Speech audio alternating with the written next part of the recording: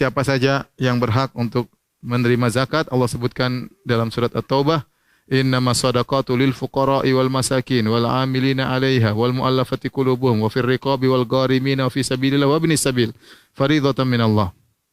Kata Allah Subhanahu wa taala, sedekah itu adalah untuk fuqara, untuk orang miskin, untuk amil zakat, untuk mu'allaf, untuk riqab, untuk gharim yang berhutang, fi sabilillah, untuk ibnu sabil, yaitu orang yang bersafar kemudian kehabisan bekal.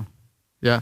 Siapa fuqara? Fuqara adalah lebih parah daripada miskin. Fuqara adalah penghasilannya, kata para ulama, adalah setengah dari kebutuhannya. Penghasilannya per bulan setengah dari kebutuhannya. Misalnya kebutuhan dia 4 juta di Jakarta, ternyata gajinya cuma 1.500.000, berarti dia fakir. Karena dia fakir, karena setengah dari 4 juta 2 juta. Kalau penghasilan kurang dari 2 juta, berarti dia fakir. Miskin adalah orang yang hasilnya gajinya atau penghasilannya lebih dari setengah kebutuhan, tapi belum sampai kebutuhan. Contoh, kebutuhannya 4 juta, ternyata gajinya 3 juta. Dia masih miskin. Dia boleh terima zakat 1 juta untuk memenuhi kebutuhannya.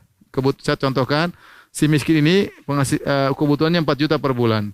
Ternyata pemasukannya cuma 3 juta. Berarti dia termasuk miskin.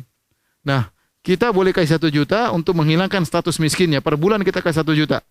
Kita siapkan uang misalnya 12 juta. Nah, per bulan kita kasih 1 juta. Sehingga setiap bulan dia hilang dari status miskin.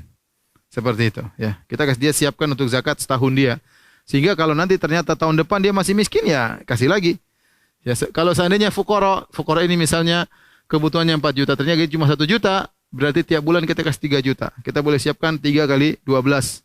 Ya 36 juta untuk kita plotkan kepada orang ini sehingga setiap bulan kebutuhannya terpenuhi. Ya. Jadi fakir lebih parah daripada miskin.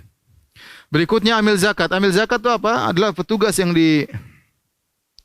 ditugaskan oleh pemerintah atau badan resmi untuk mengumpulkan zakat. Ya. Kalau dia sudah dapat dari pemerintah, misalnya pemerintah boleh mengambil dari uang zakat itu untuk menggaji mereka karena mereka berhak mendapat zakat. Ya. Kemudian jika badan resmi, maka boleh dikasih zakat dari uang zakat tersebut, tapi bukan seperti yang dipahami oleh sebagian orang. Uang terkumpul 1 miliar, potong 1/8 karena mustahik ada 8, misalnya terkumpul zakat 8 miliar. Wah, kita kan ambil zakat, kita dapat 1/8 ini 1, 2, 3, 4, 5, 6, 7, 8. Berarti 1/8, 1 miliar kita bagi-bagi. Tidak boleh. Bukan begitu cara hitungnya. Jadi bukan 1/8 dari zakat mal yang terkumpulkan. Tidak. Tetapi dia digaji sesuai dengan kapasitas dia. Ternyata ambil zakat itu bermacam-macam. Ada yang bagian lapangan. Ada yang bagian direkturnya. Ya, gajinya sesuai dengan masing-masing. Yang wajar. Bukan kasih gaji sembarangan, seenak kita, seenak dia, karena dia yang ngurusin sehingga dikasih gaji sebesar-besarnya, tidak, ya. Tetapi sesuai dengan kerjaan dia, sesuai dengan kedudukan dia. Bisa jadi gaji dia misalnya 15 juta, bisa jadi gaji 20 juta. Kenapa? Dia pakar dalam menghitung, pakar dalam mengatur, sesuai kira-kira kalau dia kerja ada perusahaan seperti ini, kira-kira gajinya berapa. Itulah dikasih dengan amil zakat, ya.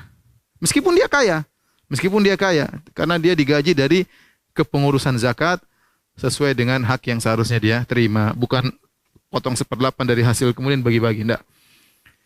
Kemudian riqab budak, ya, ada budak mau dibebaskan kita bayarkan zakat boleh, tapi zaman sekarang sudah enggak ada budak, namun sebagian ulama mengkiaskan dengan tawanan, mungkin ada peperangan atau ada negara musuh menawan, maka kita boleh membebaskan dengan uang tebusan dari uang zakat. Kemudian gharim, orang yang berutang, dia punya hutang, ya. Dia punya hutang tidak bisa bayar. Dia punya barang, kita suruh jual barang. Dia punya hutang tapi kaya raya. Kamu bayar hutang dengan hartamu banyak kok. Kemudian dia nggak bisa bayar hutang memang. Dia nggak punya barang, ya baru kita lunasi hutangnya. Tapi kalau dia punya hutang tapi dia punya harta karya, punya aset sana sini, ya terus dia nggak mau jual, ya itu namanya nggak benar, ya. Dia bukan orang miskin, dia orang kaya, ya. Fisabilillah, maka ini adalah mujahidin, ya, yang berjihad jalan Allah Subhanahu wa taala, mereka berhak mendapatkan uang zakat. Dan para ulama mengatakan zaman sekarang karena jihad ada 2, jihad dengan pedang, jihad dengan ilmu. Maka para penuntut ilmu, para dai, mereka berhak mendapatkan zakat jika memang mereka berjuang di jalan Allah. Apalagi di zaman sekarang, jihad yang mungkin sangat bisa dilakukan adalah jihad dengan ilmu, dengan menyebarkan ilmu, dengan menyebarkan Islam di negara-negara kafir misalnya. Yang terakhir Ibnu Sabil adalah orang yang dia kehabisan duit, dia musafir. Misalnya dari Padang ke Jakarta, kehabisan duit. Ya. Kemudian kita kasih dia duit untuk pulang kampung, ya, kita kasih dia uang zakat boleh. Jadi uang kita belikan tiket untuk ke Padang, ya. Kita kasih uang jalan, sudah selesai, itu aja. Dia pulang karena di sana dia sudah punya pekerjaan. Dia sudah punya pekerjaan. Lain halnya kalau dia fisabilillah plus miskin, ya itu lain lagi. Berarti dia kasih uang untuk pulang, kemudian kasih dia bekal juga untuk makan, misalnya untuk dia kerja yang selanjutnya, ya. Karena dia ternyata Ibn Sabil. Saya lupa mu'allaf. Mu'allaf ini apa? Mu'allaf, al-mu'allafatu qulubuhum. Mu'allaf itu adalah yang yang mu'allaf itu maksudnya yang dilembutkan hatinya, itu lagi ditarik hatinya. Ditarik hatinya. Apa bahasa Indonesia kalau ditarik hatinya? Didekati, lagi didekati. Mu'allaf ada dua, ya. Ya, mu'allaf itu ada dua.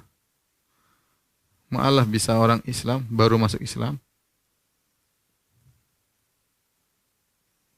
Baru masuk Islam, dia imannya belum kokoh, maka kita kasih harta.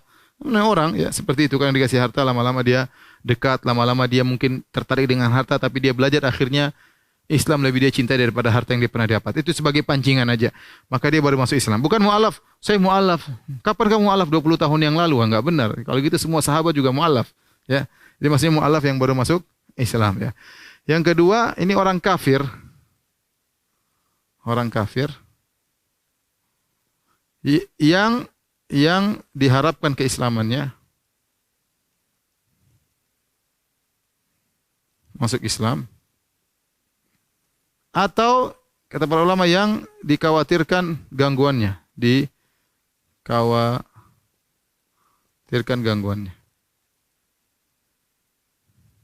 ada orang kafir nih di kampung, suka ganggu kaum muslimin. Bikin ribut, bikin ganggu-ganggu, dilarang acara, kita mau acara ibadah dilarang-larang, ya udah kasih uang zakat sama dia biar dia menang, enggak apa-apa, ya. Jadi kita uang zakat, kasih dia karena seperti itu. Ini orang kafir, ya. Atau orang kafir diharapkan Islamnya. Bukan semua orang kafir kita kasih. Kita lihat ada orang kecenderungan, dia masih kafir tapi dia mulai tanya-tanya tentang Islam. Dia mulai ke masjid, pengen dengar-dengar agama, kajian misalnya. Kita boleh kasih uang zakat.